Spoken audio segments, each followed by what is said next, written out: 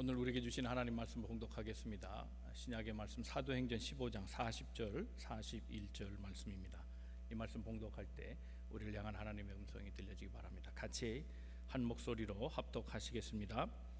바울은 신라를 택한 후에 형제들에게 주의 은혜의 부탁함을 받고 떠나 수리아와 길리기아로 다니며 교회들을 견고하게 하니라. 아멘. 오늘 말씀을 나눠볼 사람은 신라입니다.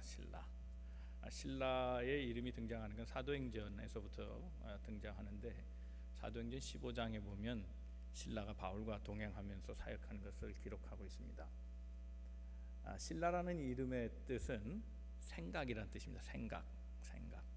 그는 하나님만 생각했고 복음만 생각하면서 주의 일의 협력자가 된 그런 사람입니다. 오늘 신라를 통해서 우리에게 주어진 하나님의 음성이 들려지기 바랍니다. 하나님은 오늘 이 밤에 우리에게 있게 하신 것은 하나님의 뜻임을 기억하고 서로 권면하시고 말씀을 나누겠습니다. 옆에 분에게 하나님은 오늘도 당신을 향한 계획을 가지고 계십니다. 하나님은 당신을 향한 계획을 가지고 계십니다. 다 같이 한번 옆에 분 권면하시고 말씀 나누겠습니다.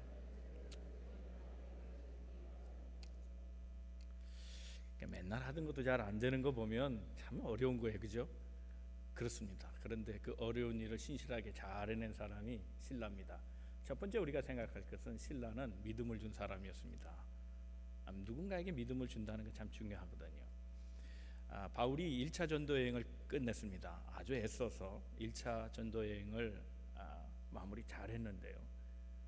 근데 교회가 확장하면 꼭 문제도 같이 발생해요. 안디옥 교회에서 사고가 발생했어요. 그게 교리 문제입니다. 율법과 사랑의 문제가 부딪히게 된 거예요. 거기서 무슨 일이 일어났냐면 할례를 주장하는 사람과 할례는 필요 없다라고 하는 사람이 대립한 거죠. 그것 때문에 교회가 시끄러웠습니다. 할례를 주장한 사람은 유대교에 속한 개종자들입니다. 그리고 처음 복음을 받아들인 사람은 바울의 가르침을 알았기 때문에 할례가 할례가 필요 없다 그렇게 주장한 거죠. 그런데 이제 아무래도 기득권을 가진 유대 쪽의 개종자들은 강요를 하는 거예요. 할례 없이 안 된다는 거죠. 복음을 믿는 것 좋은데 유대인의 방식을 따라라 그렇게 강요한 거예요. 갑이 된 거죠. 그것 때문에 바울이 마음이 상했어요. 야, 이거 큰일 났다. 이러다가는 새로 들어오는 개종자가 이제 없을 것 같다. 복음은 날로 확장돼야 되는데 이 문제로 크게 싸운다는 것은 이건 엄청난 손해다. 그래서 예루살렘에다가 그 본부 교회에다가 호소합니다. 해결해 달라. 이때 많은 논쟁이 벌어지면서 결국은 베드로와 요한이 결론을 내려주는데 잘 내려줍니다. 할례를 강요하지 마라 그렇게 얘기합니다. 그들에게는 할례가 필요 없지 않느냐, 우리는 필요할지 몰라도 그러니까 그들에게 법이라 그렇게 말하지 말라는 겁니다. 그러면서 몇 가지만 당부합니다. 유대교에서 지켜왔던 것 중에 몇 가지는 그래도 우리가 지켜야 될 것이니까 요것만은 좀 해달라 부탁한 게 우상의 제물 먹지 말라, 피 그런 거 먹지 말라, 음행 그런 거 하지 말아라, 그리고 목매달아 죽은 시체 그런 거 만지지 말아라. 요런 것만은 좀 지켜줄 수 있겠느냐, 뭐 이렇게 동의를 구하고 할례 문제는 종식시켜버립니다. 그래서 예루살렘의 결정을 가지고 그것이 바울과 바나바가 그 결정문을 가지고 안디옥에 가서 그래서 공식 사절단이 되어서 다시 돌아가는데 거기에 예루살렘 교회의 몇몇 증인을 돌려보냅니다. 그게 필요하지 않겠어요? 바울이 예루살렘에서 이렇게 결정했습니다. 할례 필요 없습니다. 그러면 그 안디옥 교회 안에 있던 전통주의자들, 그래서 할례가 필요하다 이런 사람이 당신 거짓말하는 거 아니야? 당신 마음대로 얘기하는 거지. 그럴 수 있잖아요. 그러니까 예루살렘 교회에서 증인 둘이 파견되는데 유다라는 사람하고 그때 신라 이름이 처음 나옵니다. 사도행전 15장 37절입니다. 그때 처음 신라라는 이름이 거기에 나옵니다. 그리고 2년이 흐릅니다. 2년 흐른 후에 어떤 일이 시작되는가 하면 2차 전도 여행이 시작합니다. 그래서 2차 전도 여행의 파트너를 결정할 때 바나바는 마가를 데리고 가자 그런 얘기를 합니다. 이때 바울이 반대하죠. 마가 안 되잖아. 안 되는 걸 왜 자꾸 얘기하는 겁니다. 1차 전도여행 때 마가는 돌아갔잖아요. 바울을 따라가지 않았어요. 힘들고 어렵고 자기는 재미를 전혀 못 보고 청춘을 내가 이렇게 보내나, 잘못하면 내 목숨도 잃어버리겠다. 마가는 두려움 가지고 자기 생활을 쫓아가면서 사역의 길을 포기했어요. 그런 사람을 아무리 잘못했다 용서를 빈들 다시 2차 전도여행을 데리고 간다는 건 말이 안 된다. 그리고 거절해요. 바나바는 계속 주장해요. 결국 둘이 붙어버렸어요. 그래서 서로 심하게 다퉜다. 성경 그렇게 얘기하거든요. 결국 헤어집니다. 그래서 이 바나바는 마가를 데리고 요즘 얘기하는 구브로라고 하는 사이프러스로 가고, 그때 바울은 새로운 파트너를 선택하게 되는데 2차 여행의 파트너가 실라가 된 겁니다. 실라. 한번 말씀 한번 읽어볼까요? 오늘 본문 말씀입니다. 40절만 읽어보죠. 시작. 바울은 실라를 택한 후에 형제들에게 주의 은혜의 부탁함을 받고 2차 여행을 떠납니다. 그런데 바울이 누구를 선택했다 그랬습니다. 실라를 선택합니다. 여러분, 믿음을 주는 사람이 필요합니다. 실라는 이미 2년 전에 예루살렘 공의회의 결정을 가지고 안디옥 교회로 간 사람입니다. 그때 2년 동안 이 실라가 그곳에 머무르면서 화해를 도모한 사람입니다. 교회를 견고케 했다 그랬습니다. 그 교회에 일치를 만들어주고 가르치는 은사가 있어서 잘 깨닫게 해주고, 그래서 교회가 분쟁하지 않도록 도운 사람이 실라였습니다. 그것을 옆에서 바울이 쭉 관찰하고 있었다는 겁니다. 결론은 믿을 만한 사람이다. 이 사람은 교회 안에서 신실했기에 교회 밖에서도 틀림없이 잘할 것이다 라는 확신이 그 안에 생긴 겁니다. 그래서 바울은 그를 선택했다 그랬습니다. 사랑하는 성도 여러분, 누군가에게 신임을 주는 사람이 되십시오. 그게 중요합니다. 논어에 보면 공자가 그의 제자와 대화하는 장면에서 이런 게 나옵니다. 자공이라고 하는 제자가 정치의 가장 중요한 요소 3가지가 뭡니까? 물어봅니다. 백성을 잘 다스리려면 정치가 잘 돼야 되는데 중요한 게 뭡니까? 첫째, 공자가 얘기한 게 뭐냐면 족식입니다. 족식. 족자는 만족하다는 뜻이고 식은 먹는다는 겁니다. 그러니까 백성이 배불리 먹으면 나라의 정치 잘 된다는 겁니다. 백성을 궁핍하게 하지 마라. 그럼 정치 안 된다는 겁니다. 두 번째는 족병입니다. 군사들을 잘 대우해줘라는 겁니다. 군비를 많이 쏟아주어서 그들을 배골케 하지 말고 마음을 든든하게 해줘라. 추위도 막아주고 그렇게 해야 나라를 지킬 거 아니냐. 만약에 군사를 잘 안 해주면 그 칼뿌리가 백성들에게 돌아온다는 겁니다. 왕에게 돌아오고, 그러니까 정치 안 된다는 겁니다. 그러니까 군비를 충분하게 주어라. 그래서 족병이라 그랬습니다. 3번째 요소를 얘기하는데 민신입니다. 백성이 믿게 하라 그랬습니다. 백성이 믿게 하라. 자공이 계속 질문합니다. 그렇다면 이 3가지 요소 중에 굳이 2가지만 선택하고 하나를 버린다면 뭘 버리시겠습니까? 그때 공자가 대답합니다. 족식이다 그랬어요. 먹고 사는 건 있으면 좋지만 좀 부족하면 어떠냐. 족식, 그걸 버린다 그랬습니다. 자, 하나만 남기고 또 하나를 빼신다면 뭘 빼시겠습니까, 선생님? 물을 때 족병을 뺀다 그랬습니다. 어차피 나라를 위해 일하는 거 조금 추우면 어떻고 조금 배고프면 어떠냐 말이죠. 그러면 왜 민신입니까? 백성이 믿어주지 않는데 정치가 될 게 뭐냐, 그렇게 얘기한 겁니다. 믿음을 주고 믿음을 줄 수 있는 사람, 그리고 믿어줄 수 있는 사람, 여러분 이게 환상적인 궁합입니다. 바울은 믿어줬고 실라는 믿음을 준 사람입니다. 이 관계가 아름다운 관계입니다. 여러분, 믿음은 생각보다 오래가는 배터리입니다. 일본말로 배터리. 오래가는 배터리. 여러분, 사람과 사람 사이에 계약을 할 때 계약이 파기될 때가 있습니다. 그러나 그럼에도 믿음을 줘야 합니다. 그 믿음을 줄 때에 그 당장의 계약은 깨질지 몰라도 다음 계약에 효과가 있는 겁니다. 그러나 당장의 계약에 성공했더라도 믿음을 주지 못하면 다시 계약하지 않습니다. 그래서 믿음은 오래가는 배터리인 겁니다. 한 번에 결판이 나지 않습니다. 믿음은 오랫동안 쌓여가는 겁니다. 오래 두고 볼 일입니다. 그러므로 믿음을 주는 사람이 되시기 바랍니다. 먼저 된 자가 있거든 믿어주는 사람이 되기를 바랍니다.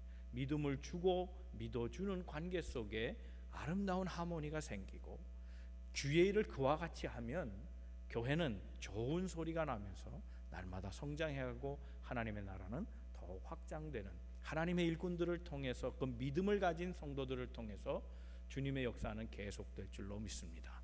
우리 만남에게 모든 성도들은 믿어주고 믿음을 주는 복된 성도들 다 되시기를 주님의 이름으로 축원합니다.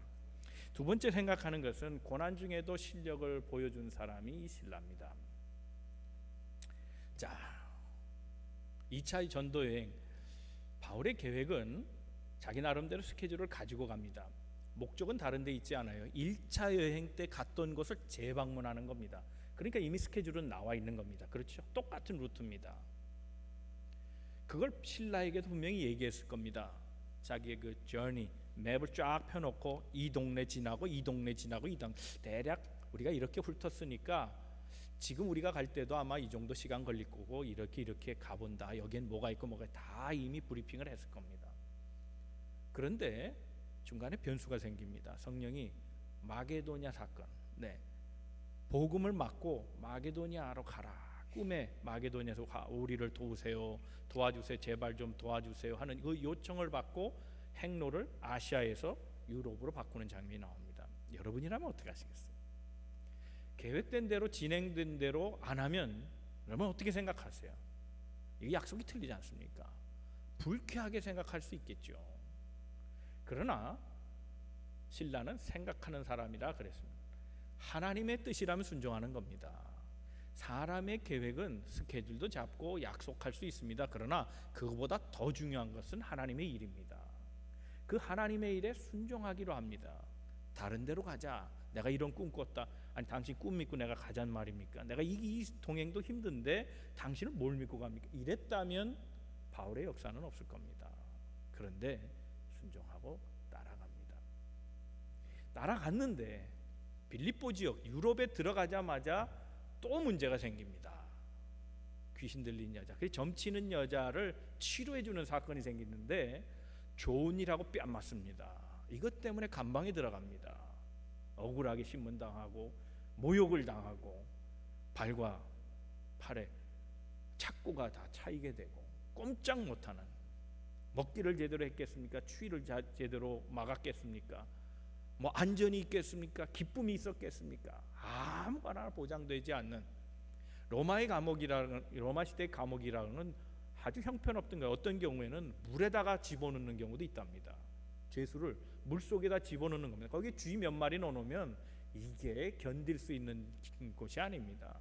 그런 억울함을 당하면서 고초 중에 있었는데 우리가 생각할 때 거기에서 기억나는, 연상되는 건 뭐냐면 바울이 찬양했다는 거거든요. 바울만 생각하지 마세요. 신라도 찬양한 거예요. 이거 쉬운 거 아닙니다. 따라왔는데 안전은 보장해주지 못할 망정 내 삶이 이게 뭔가 불평할 수 있죠. 그러나 여러분, 사람은 고난을 주어봐야 진짜를 아는 거예요. 여러분, 욥기가 그런 거 아니겠어요? 욥은 믿음 있는 사람이에요. 그런데 고난이 주어져야 진짜를 가려내는 겁니다. 신라는 그 어려움 중에 찬송했다 그랬어요. 찬송하니까 그 감옥도 천국이 된 거예요. 여러분, 고난의 현장에서 우리가 찬양할 수 있다면 그것이 병상이든 그것이 홀로 남겨진 사막과 같은 것이든 그것이 천국이 되는 줄로 믿습니다. 사랑하는 성도 여러분, 찬송으로 고난을 이겨내시는 우리 성도들 다 되시기를 주님 이름으로 축원합니다. 또 한 가지 중요한 것이 있어요. 고난이 왔을 때 정말로 알아볼 게 뭐냐면 사명이에요. 사명. 자, 이 우리가 잘 아는 얘기입니다만 빌립보 감옥에서 일어난 일이 뭡니까? 주 예수를 믿으라. 그리하면 너와 내 집이 구원을 얻으리라. 그 말이 거기서 나왔잖아요. 바울과 실라를 지키던 간수, 지진이 나는 것처럼 옥문이 열리고 죄수를 알아보지 못하니까 죽으려고 했어요. 당시에 그 형법에는 죄수를 잃어버리면, 죄수가 10년형을 언도받았으면 그 10년을 대신 놓친 자가 같이 수감당해야 합니다. 사형자가 도망을 갔으면 간수가 사형당하게 돼 있어요. 똑같은 징벌을 받는 거예요. 그걸 대체할 징벌을 갖는 거죠. 그러니까 바울과 실라가 받아야 될 둘의 죄를 혼자 짊어지게 됐으니 죽게 됐다. 차라리 죽는 게 낫다. 그리고 죽으려고 할 때에 바울이 막았었잖아요. 이 두 사람이 그러지 말라 그랬어요. 그리고 스스로 도망가자고 나타나니까 고마워서 자기 집으로 데려갔다고요. 일단은 거기에서 세례받고 하나님의 사람들이 되잖아요. 고난 중에도 그들은 찬양할 뿐만 아니라 사명을 놓지 않았어요. 여러분, 우리의 신앙을 점검할 때입니다. 우리 좀 어려우면 쉬지 않아요? 바쁘고 힘들고 고난이 오고 어떤 문제가 봉착하면 사역부터 쉬는 사람이 있어요. 고난이 왔을 때 진짜는 사역을 놓지 않아요. 바울과 실라가 가졌던 사명이 뭡니까? 왜 2차 전도 여행을 한 겁니까? 복음을 증거하는. 그것이 때를 어떤지 못 어떤지 환경이 어떻든지 간에, 좋건 나쁘건 간에, 예측했던 그렇지 못하든 간에 상황의 유불리에 따라 움직이는 것이 아니고 언제나 복음을 증거할 수 있는 그런 마음의 태도를 가졌다는 거예요. 그래서 그들은 할 수 있었어요. 이것이 중요합니다. 여러분, 끝까지 가는 사람 많지 않아요. 고난 중에도 끝까지 하는 사람 많지 않아요. 우스갯소리입니다만은 어떤 과장님이요, 부하 직원들을 데리고 회식을 했대요. 1차는 밥 먹고 2차는 맥주, 3차는 소주를 먹었대요. 3차까지 가니 거나하잖아요. 막 취해갈 무렵에 과장님이 부하 직원들한테 얘기했대요. 야, 니들 나 끝까지 책임질 수 있어? 예, 책임지겠습니다. 알았어. 야, 한번 죽도록 먹어보자. 그리고 코가 삐뚤어지도록 먹었답니다. 그런데 사람들 소리가 막 들리고 막 추워지더라는 거예요. 다음 날이 된 거예요. 길바닥에 누워 있다는 거예요. 다 도망가 버린 거예요. 그리고 혼자서 이렇게 누워 있는데 배에 종이 한 장이 이렇게 붙어 있더래요. 종이 한 장이 뭐라고 써 있냐면 밟지 마시오 이렇게 써 있더라는 거예요. 썰렁하네요. 유머인데 좀 웃어주시면 안 되나? 사람이 이게 끝까지 갈 것 같아도요, 아니에요. 그때뿐이에요. 끝까지 있어주는 사람 많지 않아요. 신앙인은 고난 중에도 하나님의 사람임을 증명할 수 있어야 합니다. 여러분, 우리가 부활절을 바로 지냈지만 십자가 앞에서 제자들의 실패가 그거 아니에요. 끝까지 가겠습니다 그러고 안 갔잖아요. 못 갔어요. 다 주님 버리고 도망갔단 말이에요. 고난이 주어질 때 진짜를 알아보는 겁니다. 힘들고 어려울 때 사명 잘 감당하시되 하나님이 함께 계심을 믿고 불평하지 말고 도리어 찬송의 소리를 높여가면서 복음 얻을 기회를 갔든지 못 갔든지 늘 주의 사명을 마음에 두고 살아가는 우리 성도들 다 되시기를 주님 이름으로 축원합니다. 세 번째 생각할 것은 그가 협력할 줄 알았던 사람이라는 겁니다. 더불어 일할 줄 알았던 사람. 그의 이름이 등장하는 곳은요, 반드시 다른 사람 이름이 있어요. 이게 중요해요. 혼자 뭐 했다는 얘기가 없어요. 예루살렘 공의회 결정을 가지고 갈 때도 유다와 실라잖아요. 바울과 사역할 때도 바울과 실라 그렇게 얘기하잖아요. 그는 화해를 만드는 사람이고 그 화해 일에 쓰임 받으며 아주 끈질기게 같이 있었던, 더불어 일할 줄 아는 사역자였다는 겁니다. 이게 굉장히 어려운 거예요, 사실은.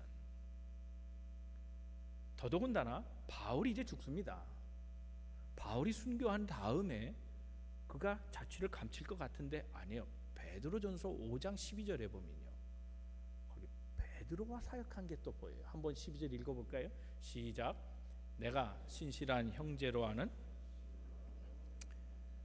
너희에게 간단히 써서 권하고 이것이 하나님의 참된 은혜임을 증언하노니 너희는 이 은혜에 굳게 서라 그랬습니다. 베드로전서는 약 AD 한 62년에서 64년 정도에 쓰인 건데 베드로가 이때 대필자를 두었다는 걸 알 수 있어요. 왜냐하면 복음이 널리 퍼지기 위해서는 헬라 말로 써야 되는데 바울은 언어가 약해요. 히브리 말, 유대인 말, 아람어는 좀 할 수 있을지 몰라도 헬라 말을 잘 못해요. 그런데 실라는 지금 실루아노 이랬잖아요. 이게 라틴어고요. 헬라 세계에서 쓰이던 이름이에요. 실루아노, 이게 실라거든요. 같은 말이에요. 실라는 유대인이었지만 헬라 세계에 능통한 사람이에요. 그러니까 헬라어를 완벽하게 아는 사람이에요. 헬라어가 더 편한 사람입니다. 그러니까 그가 바울의 이야기를 듣고 대신 써준 거예요. 통역을 해준 거예요. 번역 사업을 한 거죠. 그래서 이것을 그에게 맡겼고 그가 또 전달까지 해주고 바울의 사역자가 돼요. 아니, 베드로의 사역자가 되는 거예요. 바울과도 잘 호흡을 맞췄어요. 그런데 베드로하고도 호흡을 잘 맞춘 사람이 된 거죠. 바울이 선택한 사람이요, 믿음을 주었기 때문에. 베드로가 선택한 사람이에요, 믿음을 주었기 때문에. 누구와도 일할 수 있는 사람, 이게 중요한 거예요. 누구에게는 신망을 얻는데 누구에게는 불신을 갖는다면 그 사람은 이중적인 사람이에요. 누구에게나 다 신망을 얻어야 돼요. 누구에게나 함께 할 수 있어야 되는 거죠. 그럼 팀으로 사역하는 걸 배워야 합니다. 팀으로 사역한다는 건 그 말은 뭔가 하면 남을 설득하며 자기를 이해시킨다는 거예요. 사랑하는 성도 여러분, 오해 말고 이해하시기를 바랍니다. 오해 말고 이해해야 돼요. 이해, 빅토리예요. 이게 승리예요. 이해를 하고 살아야 돼요. 멸치가요, 이거 좀 웃어주세요. 안 웃어주시면 나 이거 못 써요. 이런 거 이제 유머 못 한다고. 웃어주세요. 자, 이제 다시 편집하고 큐 들어옵니다. 이제 멸치가 길을 가다가요 문어를 만났는데 문어를 툭 친 거예요. 문어가 화가 나서 멸치를 마구 때려줬대요. 멸치가 두들겨 맞고서 자기의 가장 친구 고래한테 갔다는 거예요. 그 고래한테 사정 얘기를 다 한 거예요. 이래저래서 내가 문어한테 두들겨 맞았다고. 그래, 내가 혼 좀 내줄게. 그리고 보복해 주기로 해요. 괘씸하구만. 그리고 이제 문어를 기다리는데 골목길에서 오징어가 걸어오고 있는 거예요. 그 오징어를 보고 다짜고짜 막 때렸다는 거예요. 그러니까 오징어가 얼마나 억울해요. 그래갖고 항변하면서 물었다는 거예요. 왜 때려? 그랬더니 고래가 하는 말이 모자 벗어 그러더라는 거예요. 아직도 감이 안 오시는 분들은 이건 어떻게 해야 되나? 오해하면 안 돼요. 오징어하고 문어는 달라요. 그런데 우리는 오해가 많아요. 오해가. 이해를 시켜야 되는 거죠. 그래서 설득의 능력이 교육의 파워입니다. 교육의 파워는 결국 다른 사람을 설득하여 그 일을 하게 하는 거예요. 그게 리더십이에요. 함께 하는 것, 그걸 배워가는 거죠. 여러분, 가룟 유다를 보세요. 12제자 가운데 그는 혼자 살았어요. 함께 하는 걸 못했다고요. 그래서 화를 부른 사람이에요. 베드로도요, 하나님을 위한다고 일해놓고 그는 하나님을 위한 게 아니라 자기 헐기로 일했던 사람인 걸 알 수 있어요. 여러분, 그 말은 뭔가 하면 우리가 하나님의 일을 하면서도 하나님과 파트너 되는 걸 잘 못하고 있다는 거예요.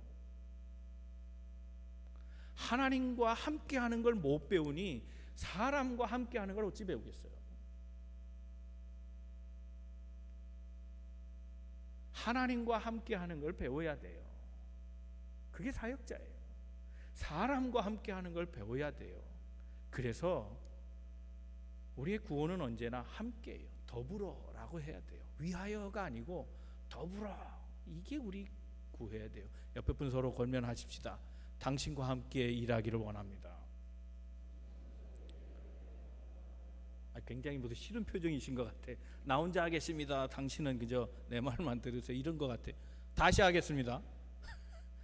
죄송합니다. 어른들 부탁을 드려서 다시 한번 해볼게요. 옆에 분에게 당신과 함께 일하고 싶습니다. 그 마음이에요. 그 마음 갖는 거예요. 누구에게나 신망받는 사람이 되고 누구와 어울려도 하나님의 뜻을 이룰 수 있는 사람, 그게 주의 일꾼들이에요. 우리가 하나님 때문에 일하는 거 아니에요. 그렇다면 목적이 같다면 나를 버려야죠. 때로는 나도 주장하지만 때로는 남의 주장도 받아들이면서 서로 상합해서 함께 일을 만들어 갈 때에 궁극적으로 하나님의 영광이 드러나지 않겠어요? 그게 사역자예요. 사역자는 함께 일함으로 주의 일을 말하는 거예요. 독불장군 혼자 사역하는 것 악한 길로 빠질 수 있는 지름길이라는 걸 생각하셔야 돼요. 혼자인 사람들은 조심하세요. 함께 하기를 바랍니다. 그리고 목적을 하나님에 두고 나를 낮추고 서로를 이해하고 사역자로 살아가는 아름다운 모습이 우리에게 있기를 주님의 이름으로 축원합니다. 기도하겠습니다.